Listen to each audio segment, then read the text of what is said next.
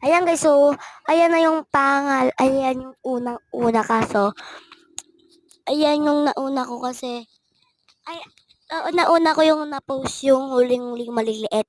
Inuna ko yung malaki kasi lalit talaga to guys. Promise. Namali ako ng post. Okay na yan guys, panoorin nyo na lang dalawa. Follow na lang kayo guys oh.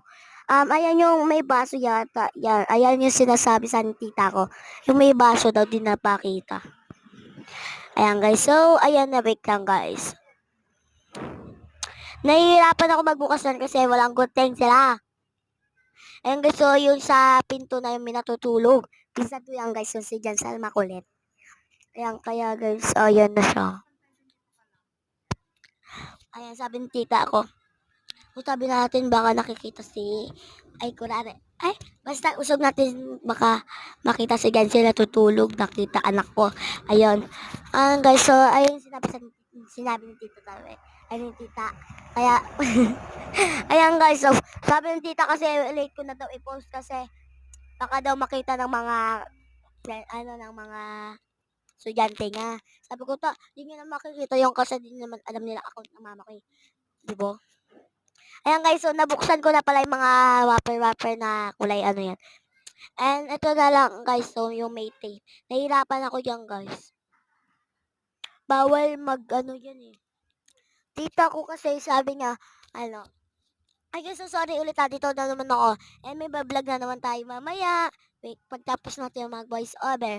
And iba-voice over ko lahat sila. Sa YouTube na ako guys. Marunong na ako sa YouTube. Ayan guys.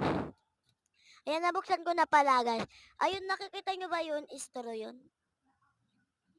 Ayan o. May takip. Ayan, dyan yung mga gamit.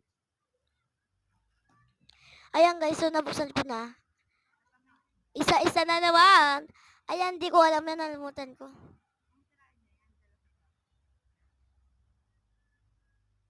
Ayun, ano yan? Ayan, takip yan guys. Takip ng lagayan ng milk tea. Tapos, eto naman, baso yata to guys. Ayun, nakikita nyo ba yung na, hindi na ibuksan? Istro yun guys.